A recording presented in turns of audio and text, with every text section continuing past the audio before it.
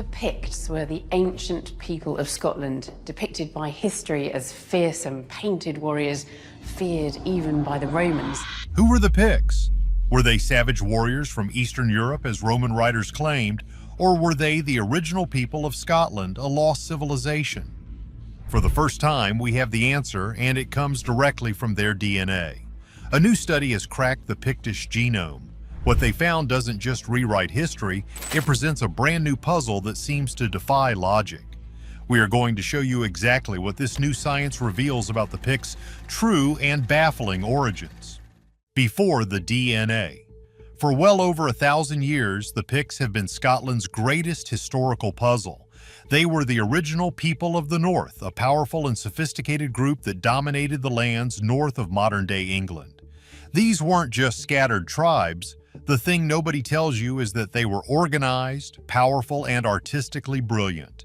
They formed kingdoms, built imposing fortifications, and were so militarily effective that they stopped the most powerful empire the world had ever known, the Roman army, dead in its tracks. The Romans are the ones who gave them their name. In the year 297 AD, a Roman writer first used the term Picti, which means the painted people, or the tattooed people.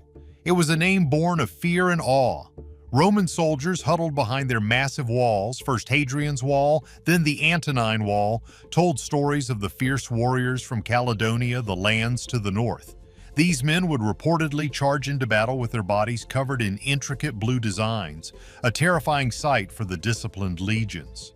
For hundreds of years, the Picts were the ultimate other, the savage barbarians at the edge of the known world. Roman legions had conquered territory from the deserts of Syria to the forests of Germany, but they could not conquer northern Scotland. They built Hadrian's Wall, a massive 73-mile-long fortification just to keep the northern tribes out. They even tried building another wall further north, the Antonine Wall, but they couldn't hold it. The Picts and their neighbors were too relentless. To the Romans, this was the absolute edge of civilization. But not all things are what they seem. When the Romans finally packed up and left Britain in the early 4th century, the Picts didn't just fade away. They exploded onto the scene. They established one of the most dominant kingdoms in early medieval Britain, a territory that stretched across huge parts of northern and eastern Scotland. And they left behind a legacy that has baffled experts ever since. They left no books, no histories, no letters. Instead, they left stone. All across the Scottish landscape, from the windswept islands of Orkney and Shetland down to the fertile plains of the east, they erected massive, beautifully carved monuments. These are the Pictish symbol stones. And they are, to put it mildly, one of archaeology's biggest mysteries. There are about 350 of these stones that have survived. They are covered in a symbolic language that even today nobody can fully decipher. There are elegant carvings of animals, wolves, stags, eagles, and salmon. These are rendered with a unique and sophisticated art style, nothing like the savage art you might expect. There are also everyday objects like combs and mirrors, which might have been symbols of female power or status. And then there are the strange abstract symbols, designs with names that modern scholars have given them, like the crescent and V rod, the double disc and Z rod, and the notched rectangle. And of course, there is the most famous one of all, a bizarre swimming elephant-like creature known only as the Pictish beast. Nobody knows what it is. Some have compared it to a seahorse or a dolphin. Others have even suggested it might be an early depiction of the Loch Ness Monster. What was this? Was it a written language? Was it a form of heraldry with each symbol representing a great family or clan? Was it a set of religious icons? We simply don't know. The people who carved them seemed to vanish from history around the 9th century, their culture and language disappearing as they merged with the Gaels to form the kingdom that would one day be called Scotland. Because they left no written records of their own, all we had were the legends. And the legends were wild. Historians from the medieval period right up to the modern day have been crazy about guessing their origins. Where did this powerful, artistic, and terrifying group of people come from? The theories were as exotic as the Picts themselves. The most famous story came from a respected scholar named Bede, writing in the 8th century. He claimed the Picts were invaders from a land called Scythia, a vast territory near the Black Sea in Eastern Europe. The legend said they drifted by sea, missed Ireland, and landed in Scotland. Others claimed they came from Thrace, in the Balkans. Some even said they were a lost tribe from mysterious islands far to the north of Britain. These stories of exotic origins were popular for generations. They painted a romantic picture of mysterious, painted warriors arriving on Scotland's shores, bringing strange customs and an unknown language. For centuries, this was the accepted story. The Picts were outsiders. But was any of it true? Until now, there was no way to know. There was only stone and speculation. That is, until scientists turned to the one thing that never lies: DNA. The plan was to finally use cutting-edge genetic science to solve the mystery, but what they found wasn't just an answer. It was a bombshell that would change everything. But the story of their origins would turn out to be the least shocking discovery: finding the first Pict. The central question was simple: if the Picts weren't local, where did they come from? To answer that, scientists needed something that could survive 2,000 years of acidic Scottish soil: human remains. This was no easy task. You see, ancient remains from the Pictish period, from about 300 to 900 AD, are incredibly rare. The soil in Scotland is notoriously bad for preserving bones, and Pictish burial practices are themselves a puzzle. Many people may have been cremated or buried in ways that leave no trace. For years, archaeologists had been excavating sites across the Pictish heartland. An international team of researchers led by scientists from Liverpool John Moores University and the University of Aberdeen decided to tackle the mystery head-on. They were a kind of genetic ghost hunting team looking for the biological traces of a lost people. They focused on two key Pictish cemeteries. The first was London Links, a site on the coast of Fife in eastern Scotland. This was deep in southern Pictland. This cemetery was special, known for its impressive stone monuments and complex burials. It was discovered in the 19th century when a railway was cut through the area, revealing a sandy mound full of skeletons. The graves included stone-built boxes called long cists, which held the remains. It was believed to be a resting place for high-status people buried in a prominent place overlooking the sea. The sandy soil, while a nightmare for farmers, was actually better for bone preservation than the acidic peat bogs found elsewhere. The second site was Ballantor in Easter Ross, much further north, representing the northern Pictish kingdom. This was another cemetery, also near the coast, that gave researchers a crucial geographical comparison. Were the Picts in the north the same as the Picts in the south? Together, these two sites gave researchers a good spread across the Pictish world. The team, led by Dr. Adeline Moraz, managed to do what was once thought impossible. They had to work in specialized clean rooms, similar to what you see in science fiction movies. Ancient DNA, or a DNA, is incredibly fragile. It shatters into tiny pieces over time, and the biggest enemy is contamination. A single skin cell or a breath from a modern researcher can completely ruin a sample that is thousands of years old. The scientists, dressed in full-body suits, had to drill tiny amounts of bone powder from the densest parts of the skeletons, often the small inner ear bone, which is one of the hardest in the human body. From this painstaking work, they successfully extracted ancient DNA from 8 different individuals. 7 came from London Links and 1 from Ballantor. In the world of ancient genetics, getting 8 samples from this period is a massive victory. But it gets better.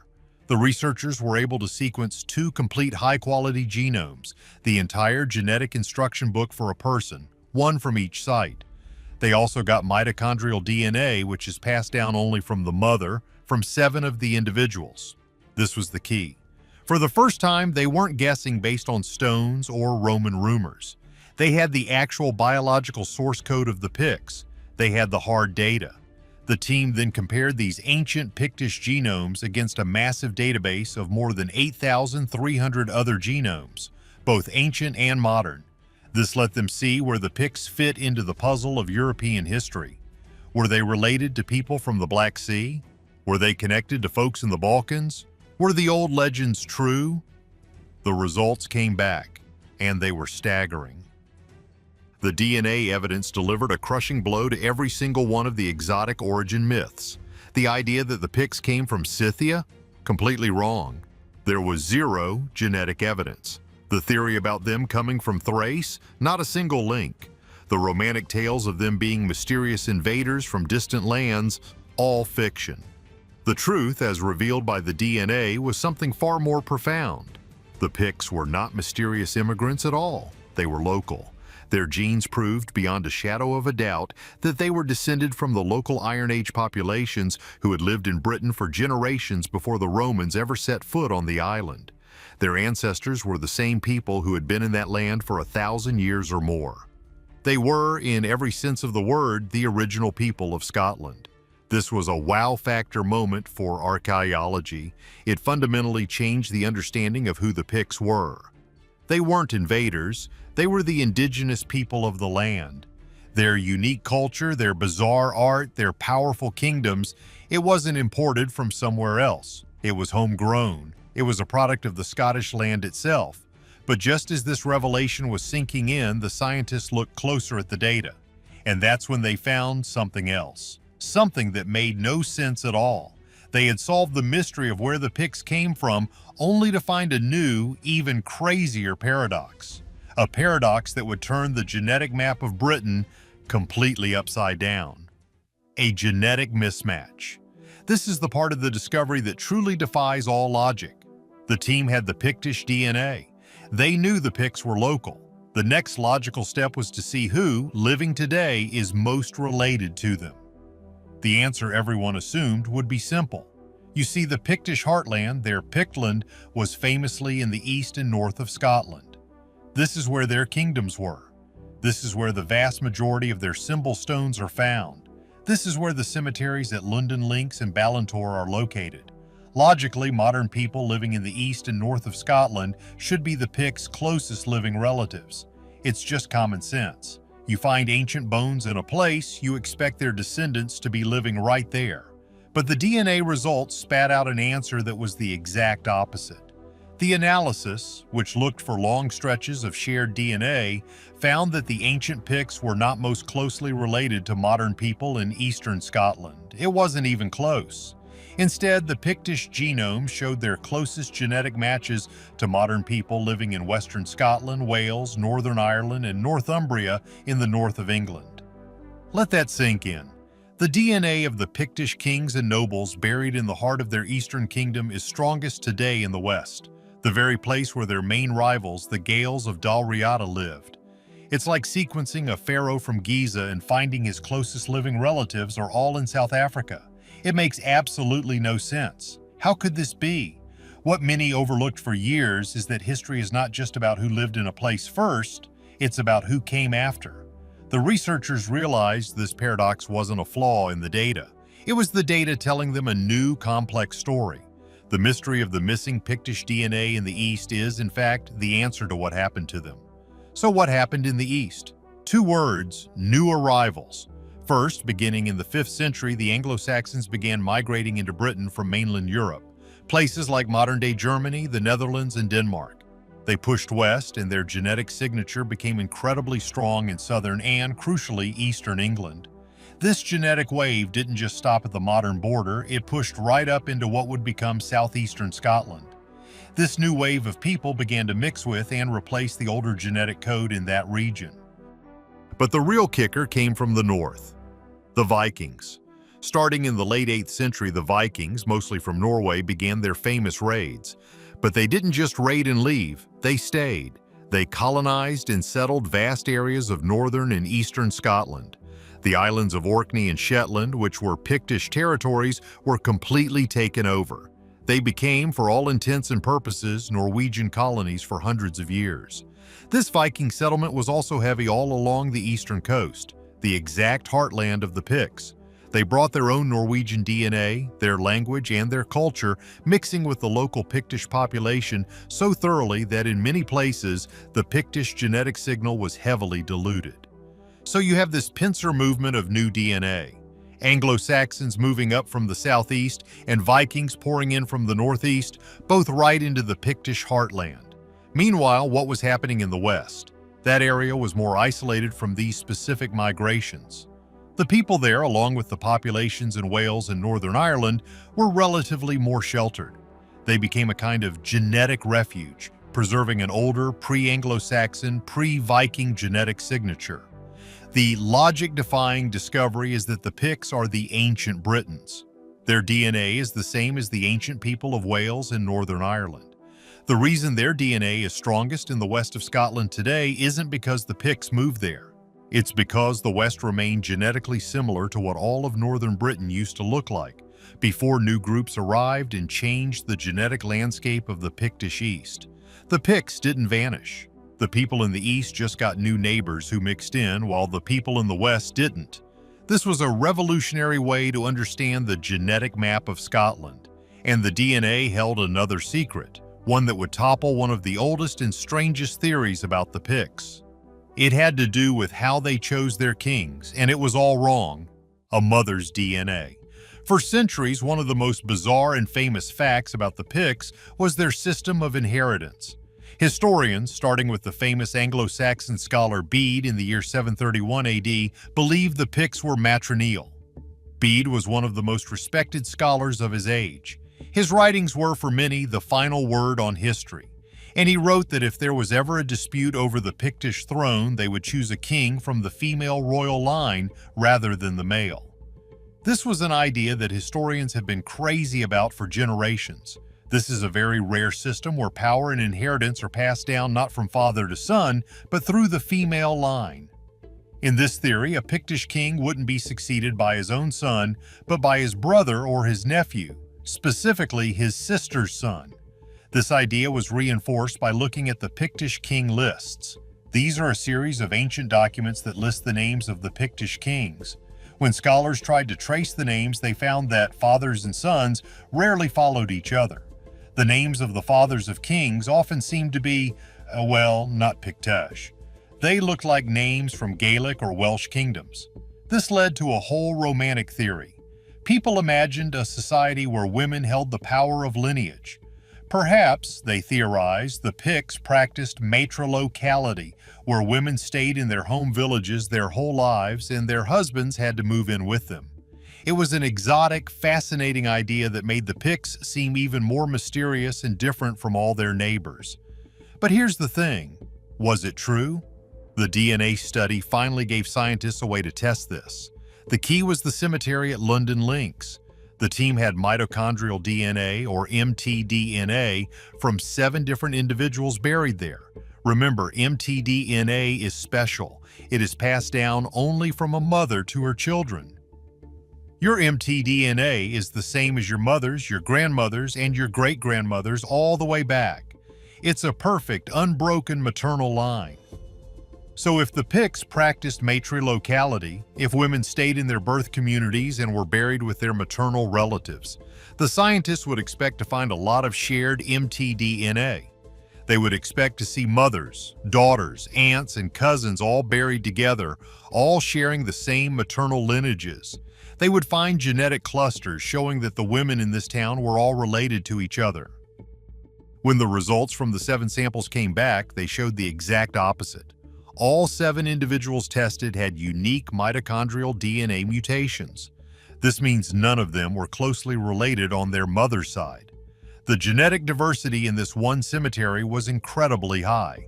To put it mildly, this finding is a complete bombshell for the matrilineal theory. The genetic evidence does not support a matrilocal system at all. In fact, it suggests the opposite. The diversity of female lineages means that women were moving into this community, not staying put. This practice is called female exogamy, women marrying outside their social groups and moving to live with their husbands. This is a far more common system around the world, and it's what the DNA strongly points to. So why did the king lists look so weird? The thing nobody tells you is that matrilineal, descent through women, is not the same as men marrying foreign princesses. The Pictish kings were likely just normal kings, being succeeded by their sons or brothers. But they were also making smart political moves. They were marrying the daughters of kings from neighboring kingdoms, the Gaels, the Welsh, the Angles, to form alliances. The foreign names on the king lists weren't the kings. They were the fathers of the king's wives. The Picts weren't a strange matriarchal society. They were a normal, politically savvy kingdom, and the old theory was just a misunderstanding of confusing records. The DNA had now proven the Picts were local, not foreign. It had solved the East-West paradox, and it had debunked the matrilineal myth. The picture was becoming clearer. The Picts were not exotic others. They were the bedrock of ancient Britain. But one mystery remained, those strange silent symbols on the stones, the truth of the vanishing. So what happened to the Picts? This is the final and perhaps the greatest mystery of the Dark Ages. It's a question that has haunted historians, archaeologists, and dreamers for 1,000 years. For centuries, their extraordinary story has been told not as a history, but as a vanishing. Around the 9th century, the history books, the meticulous chronicles kept by Irish monks and English scholars, just stopped talking about them. It is one of the most abrupt and baffling silences in all of history. It's as if an entire nation of people, a fierce and sophisticated kingdom that had existed for over 600 years, a people who had held back the legions of the Roman Empire, just disappeared. Their language, a tongue that is now utterly lost, faded from the hills. Their unique and mesmerizing symbols, those intricate carvings of beasts, mirrors and crescents that still pepper the Scottish landscape, stopped being carved. Their very name, Picti, the painted ones as the Romans called them, was lost to the winds. It was replaced by a new one, a foreign one, the Scots. The man at the very center of this story, the prime suspect in their disappearance, is Kenneth MacAlpin. History tells us that around the year 843 AD, he, a king of the Gaels of Dal Riata, a kingdom in the west in what is now Argyll, also became the king of the Picts, the dominant kingdom of the east. The two kingdoms, rivals for centuries, sometimes allies, were suddenly united. This new combined kingdom was called Alba, which is the Gaelic word for the land. This kingdom of Alba would, in time, become the foundation of modern Scotland. But how did this union happen? How does a rival king just become the king of his powerful neighbors? This is where the mystery deepens and where the dark stories begin. Was it a violent conquest? Did the Gaels, a people who had themselves crossed over from Northern Ireland centuries before, invade and wipe out the Pictish nobility? This was one very popular theory. It's simple, it's brutal, and it explains the silence. A dead nobility cannot rule, and a conquered people cannot speak their own language. There is even a dark, dramatic legend, known as the Treason of Scone, that describes exactly how it might have happened. The story goes that Kenneth MacAlpin, cementing his new power, invited the 7 earls of Pictiland, the Mormayers, the great regional lords and the most powerful Pictish nobles, to a great feast at Scone, the Pictish heartland. He came to discuss the future of the two kingdoms, to break bread, to make peace. But as the story goes, the Gaels had set a trap. They had rigged the benches where the Pictish lords sat. At a given signal, perhaps a single raised cup from Kenneth, the bolts were drawn. The benches collapsed, dropping the unsuspecting Picts into pits dug beneath the floorboards. There, hidden and waiting, were armed Gaelic warriors who ended the Pictish aristocracy in a single bloody night of treachery. It's a dramatic, cinematic story of betrayal. It answers the question of the vanishing perfectly. In one fell swoop, the Picts were decapitated. Their leaders were gone, their power structure was shattered, and their kingdom was ripe for the taking. But is it true? What many historians overlooked is that this grisly story was written down hundreds of years after it supposedly happened, likely by writers who wanted to legitimize the new Gaelic dynasty. It felt too neat. And there was another deeper problem. A logic-defying paradox. The historical texts implied a total replacement. The Gaels took over, their language won, their name won. But the archaeology told a different story. Pictish villages weren't burned. Pictish forts weren't razed. Life for the common person seemed to go on. There was continuity, not conquest. How can you have a total cultural replacement but a total population continuity? The DNA evidence, the very source code of the people, finally gives us the answer. And it's the most down-to-earth and logical answer of all.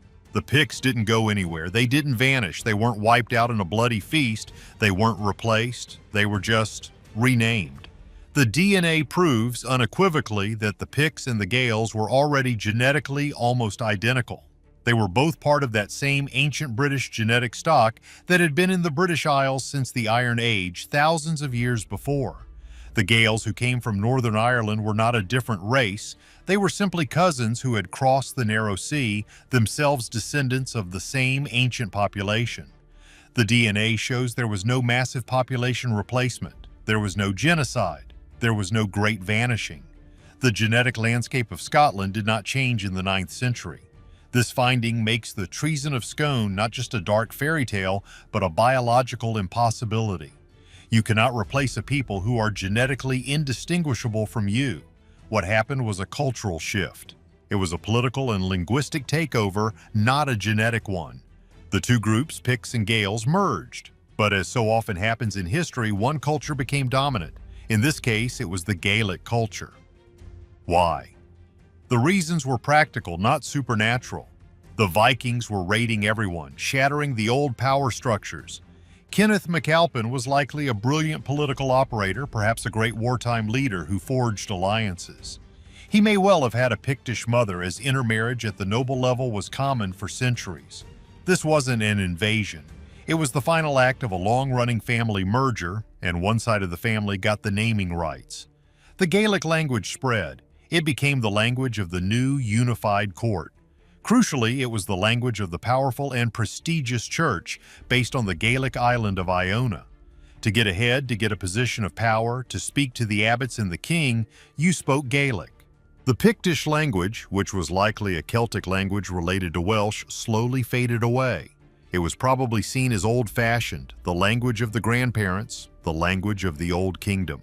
Within a few generations, people who were 100% genetically Pictish simply began to call themselves Scots. They adopted the new language and the new unified identity. The Picts didn't disappear, they just became Scottish. The thing is, this new DNA science is so revolutionary because it separates people from their cultural labels. It forces us to look past the names that history gives us.